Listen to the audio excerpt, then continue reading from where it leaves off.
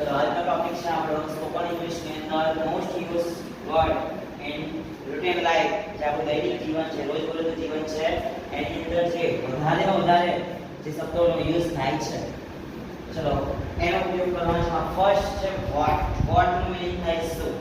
આપણે જ્યારે કોઈ પૂછવું હોય કે તમારી પાસે શું છે, બરાબર, ત્યારે આપણે વોટ નો જે સુધી પ્રશ્ન જ્યારે પૂછાય છે ત્યારે આપણે કેવી રીતે ક્વેશ્ચન બનાવી શકીએ. તો અમે તો જ્યાં સામે મળીએ પૂછીએ જ છે કે what are you doing now.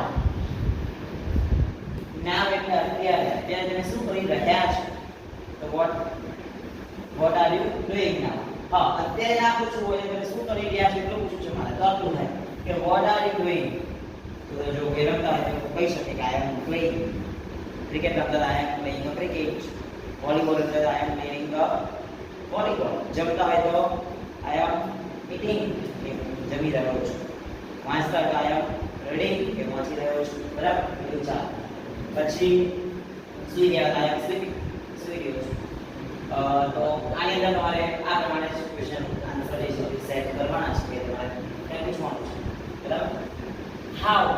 How એટલે કેવી રીતે અથવા કેમ, બરાબર. તો હાઉ જે સોરી કેમ નહીં, કેવી રીતે અથવા અહીંયા પૂછી શકીએ આપણે કે હાઉ આર યુ એવું પૂછે છે. How are you. તો હવે પૂછાય. પછી બીજો ક્વેશ્ચન એવો પણ બને how will you go to Goa. તમે ગોવા કેવી રીતે ગયા હતા. આપણે કહી શકીએ આ રીતે કે આઈ am go to Goa by પગપાળા, એટલે ચાલીને ગયા હતા, બરાબર. તો આ તો ખાલી જસ્ટ કિડિંગ.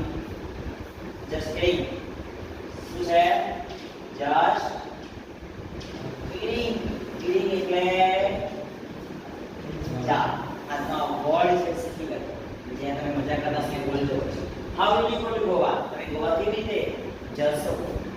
પછી એવું પણ પૂછે how will you do go Cambay. તમે ખંભાત કેવી રીતે જશો, બરાબર. કેવી રીતે પૂછી શકાય. પછી વુડ એટલે શું આવે?